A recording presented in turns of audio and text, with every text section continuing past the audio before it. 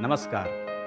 उत्तर प्रदेश को खुले में शौच से मुक्त करने में आपके योगदान को मैं सराहना करता हूं और अभिनंदन करता हूं। अब समय आ गया है कि उत्तर प्रदेश को खुले में शौच से मुक्त की स्थिति को बरकरार रखें और स्वच्छता के दूसरे पहलू की ओर अपना कदम बढ़ाएं, जिससे कि स्वच्छता से स्वास्थ्य और स्वास्थ्य से समृद्धि की यात्रा यथाशीघ्र पूर्ण हो। आज हम स्वच्छता के दूसरे पहलू कूड़े कचरे का सही निपटान कैसे हो, इस पर हम चर्चा करेंगे। तो चलिए हम यह जानते हैं कि कूड़ा कचरा किसे कहते हैं। सामान्यतः वैसे वस्तु जो हमारे इस्तेमाल के लायक नहीं होता हो या जिससे हमारा कोई आर्थिक लाभ न हो, उस वस्तु को हम कूड़ा कचरा कहते हैं। इसका मतलब यह नहीं कि जो हमारे लिए कूड़ा कचरा है वह दूसरे के लिए उपयोग में नहीं आ सकता है। उदाहरण के लिए हमारे घर का फल सब्जियों का कचरा जिसे हम बाहर फेंक देते हैं, वह पशुपालक के लिए उपयोगी हो सकता है। अब हम यह जान लेते हैं कि कूड़े कचरे का प्रबंधन क्यों जरूरी है। कूड़े कचरे के प्रबंधन से कम 3 फायदे हो सकते हैं। पहला, स्वास्थ्य का लाभ। दूसरा, आमदनी या पैसों की बचत। और तीसरा, स्वच्छ एवं सुंदर वातावरण का निर्माण। अतः कूड़े कचरे का सही निपटान हमारे स्वास्थ्य के लिए, हमारे जिंदगी के लिए और हमारे आसपास के पर्यावरण के लिए भी बहुत जरूरी है। कूड़े कचरे के उचित निपटान के लिए उसकी प्रकृति और उसकी मात्रा को जानना जरूरी होता है। तो हम यह जान लेते हैं कि कूड़े कचरे को हम कितने भागों में बांट सकते हैं। उसे 2 भागों में बांट सकते हैं। पहला, गीला कचरा, जैसे हमारे रसोई से निकलने वाला, मवेशियों को बचा हुआ खाना, पत्तियाँ और भी इसी तरह के कृषि कार्य से उत्पन्न होने वाले कचरे को हम गीला कचरा कहते हैं और इसका उपयोग खाद बनाने के रूप में कर सकते हैं। दूसरे प्रकार के कचरे उसे कहते हैं जैसे प्लास्टिक, मेटल, धूल, राख, एल्युमिनियम, कांच इत्यादि, जिसका कि रिसाइकिल करके पुनः उपयोग में लाया जा सकता है। इन दोनों तरह के अपशिष्टों को निपटान करने के अलग अलग तरीके होते हैं। कूड़े कचरे का निपटान के लिए 5 चरणों में इसे पूर्ण किया जा सकता है। पहला चरण, घर के स्तर पर अलग अलग तरह के कचरे जैसे गीला कचरा, सूखा कचरे को पृथक पृथक रखना। दूसरा, घर से दूसरे स्थान तक अलग अलग तरह के कचरे को ले जाना। तीसरा चरण, अलग अलग तरह के कचरे का निपटान करना।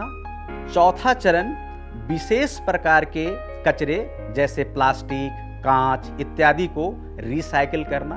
और 5वां चरण, बचे हुए कचरे को सुरक्षित निपटान करना।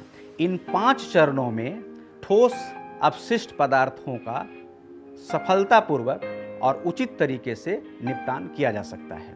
इस बात का विशेष ध्यान देना चाहिए कि कचरे के प्रबंधन के दौरान अपनाए गए तरीकों के द्वारा किसी भी परिस्थिति में वह हमारे स्वास्थ्य या पर्यावरण पर कोई भी प्रतिकूल प्रभाव न पड़े। यह बहुत ही महत्वपूर्ण है और इसको कचरे के प्रबंधन में हमेशा ध्यान देना चाहिए।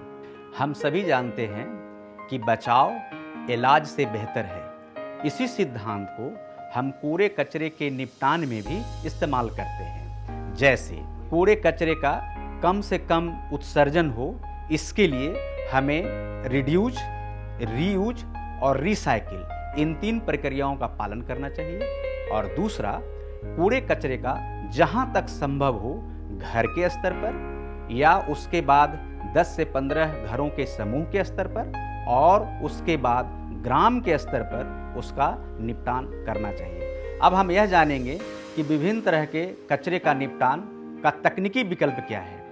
तो पहला कचरा जैसे प्लास्टिक, शीशा, मेटल और इसी तरह से अन्य रिसाइकिल होने लायक कचरे का हम सही निपटान कैसे कर सकते हैं, उसका तकनीकी विकल्प क्या है। तो इसके लिए घर के स्तर पर ही प्लास्टिक को या मेटल को एक बोरे में या थैले में उसको जमा करते जाएं और जब वह पूरी तरह से भर जाए तो उसे पंचायत के स्तर पर दे दें या कूड़ा कलेक्ट करने वाला जो आता है उस व्यक्ति को दे दें।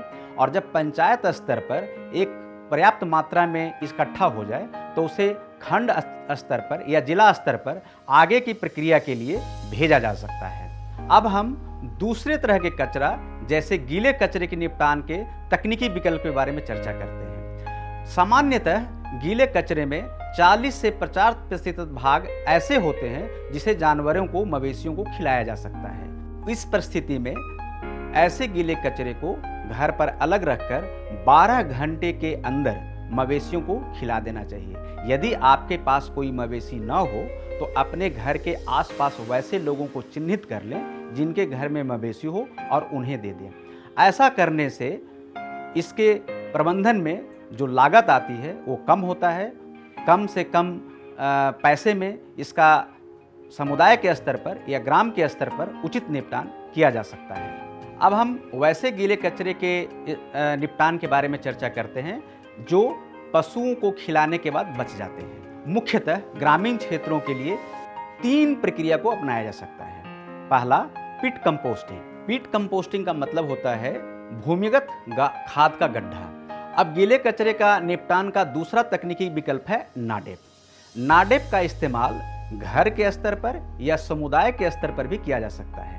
अब तीसरा विकल्प है वर्मी कंपोस्ट। यह सामान्यतः गोबर के निपटान के लिए अति महत्वपूर्ण होता है। इसके लिए विस्तृत जानकारी पंचायती राज विभाग द्वारा ठोस एवं तरल कचरे का निपटान के लिए विकल्पों के बारे में एक दिशा निर्देश दिए गए हैं, मार्गदर्शिका है, उसका आप रेफर कर सकते हैं, जिससे आपको और भी अधिक जानकारी इससे प्राप्त होगी। अब हम ग्राम स्तर पर कूड़े कचरे का निपटान का नियोजन एवं उसका क्रियान्वयन कैसे हो, इस पर हम चर्चा करते हैं। पहला चरण है कि लोगों के बीच में जागरूकता लाना कि इसका निपटान क्यों जरूरी है, इसके लिए अलग अलग विकल्प क्या हैं, ग्रामीण स्तर पर कैसे किया जा सकता है, समुदाय स्तर पर कैसे किया जा सकता है और इसके क्या क्या फायदे होते हैं। दूसरा चरण आता है कि जब हम पूरा डेटा जो होता है बेसलाइन और कितने घर हैं, कितने कचरा निकल रहा है, उसका क्वांटिटी और क्वालिटी के बारे में जानकारी ले लेते हैं, तो उसके आधार पर अलग अलग तकनीकी विकल्पों का चयन करते हैं। और वो जब चयन कर लेते हैं तब उसके लिए आर्थिक उसका कॉस्ट कितना होगा और उसका आकलन करते हैं कि कौन सी तकनीकी विधि कितने पैसे में होगा और उस पैसे का प्रबंधन कहां से किया जा सकता है। अब क्रियान्वयन के चयन के समय में हमें इस बात का ध्यान होना चाहिए कि इसके लिए पैसे कहां से आ सकते हैं, या 15th फाइनेंस कमीशन के पास से आ सकते हैं, या स्वच्छ भारत मिशन के तहत आ सकते हैं, या मनरेगा से ले सकते हैं। ऐसे ऐसे कार्यक्रमों का इसमें उल्लेख करते हैं जहां से हम इसके पैसे का इस्तेमाल कर सकते हैं। दूसरी बात होती है कि इसमें प्रशिक्षित लोगों की जरूरत पड़ती है, तो उनको प्रशिक्षण करना, उनको जानकारी देना और उसके बारे में उसकी निर्माण कैसे किया जाए, निर्माण की सामग्री का प्रिक्योरमेंट कैसे होगा, इन सारी चीज़ों का उसमें उल्लेख करते हैं।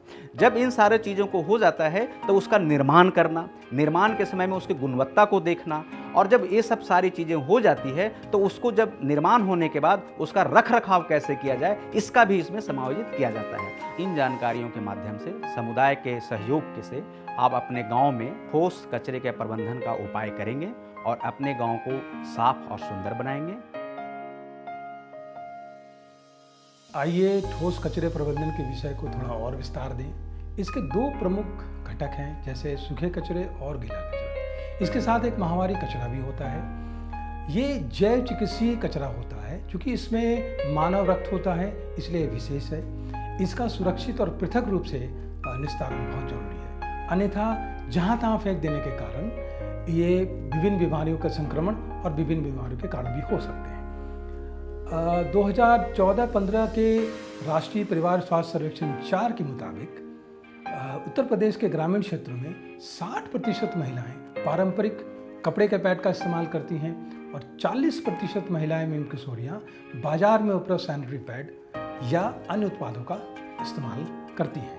और एक अनुमान के मुताबिक हर महिला हर प्रति माहवारी में 7 से 8 पैड का इस्तेमाल करती हैं, और तथा जो पारंपरिक सूती कपड़े का इस्तेमाल होता है वो या तो हर माहवारी के बाद फेंक दिया जाता है या फिर 2-3 बार इस्तेमाल करने के उपरांत। आइए अब हम देखते हैं कि आपके गांव या ग्राम पंचायत में अगर तकरीबन 200 महिलाएं हर आयु वर्ग की हैं तो राष्ट्रीय ग्रामीण परिवार सर्वेक्षण के मुताबिक 52% यानी कि 104 महिलाएं जो होंगी वो माहवारी योग्य होंगी, और 60% महिलाएं व किशोरियां जो पारंपरिक कपड़े का इस्तेमाल कर रही हैं वो 62 हैं, और 40% महिलाएं किशोरियाँ, 42 महिलाएं और किशोरियाँ हैं वो कपड़े का इस्तेमाल करते हैं, सैनिटरी नैपकिन का इस्तेमाल कर रही हैं। तो अब ये देखिए, ये हर घर से हर महीने निकल रहा है, और तथा ये हर मोहल्ले से भी प्रतिदिन निकल रहा है। तो इसका आपका जो गांव का जो कचरा निस्तारण की जो व्यवस्था है, दैनिक कचरा निस्तारण की व्यवस्था में इसका शामिल होना बहुत ज़रूरी है। अब आपके 104 महिलाएं आपकी जो हैं वो माहवारी योग्य हैं और 7 से 8 पैड का इस्तेमाल कर रही हैं, यानी कि 832 पैड हर महीना निकल रहा है, और तकरीबन 10,000 पैड प्रति वर्ष आपके पंचायत में इस्तेमाल हो रहा है या निस्तारित हो रहा है। जैसा कि मैंने कहा था कि जैव चिकित्सीय कचरा है, चूँकि इसमें मानव रक्त है, तो इसका विशेष और पृथक रूप से निस्तारण सामुदायिक या घर के स्तर पर होना चाहिए। दूसरी बात कि इसका निस्तारण 3 विधि से किया जा सकता है। या तो आप इसे गड्ढे में गाड़ दें, या फिर आप इसे गड्ढे में या मटके में जला दें। तीसरा, इसको पृथक थैले या कूड़ेदान में डालकर गांव के कचरा निस्तारण व्यवस्था से जोड़ दें। अब हमें इन सारी बातों में 5 बातों का ध्यान रखना बहुत ज़रूरी है।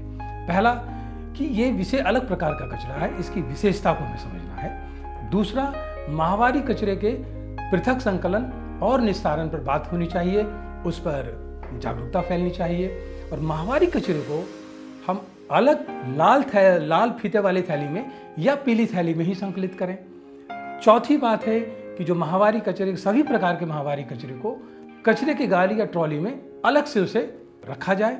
और अंत में 5वां, गांव का कचरा निस्तारण केंद्र है या घर में इसे या तो गाड़ दें गड्ढे में या फिर इंसिनरेटर में जला दें। अंत में मैं सभी प्रधानों से, विशेषकर महिला प्रधानों और पंचायत वार्ड सदस्यों से निवेदन करूंगा कि माहवारी संबंधित प्रथाओं, रीतियों और विज्ञान को समझें तथा सतत संवाद के माध्यम से भ्रांतियों और वचनों को दूर करें।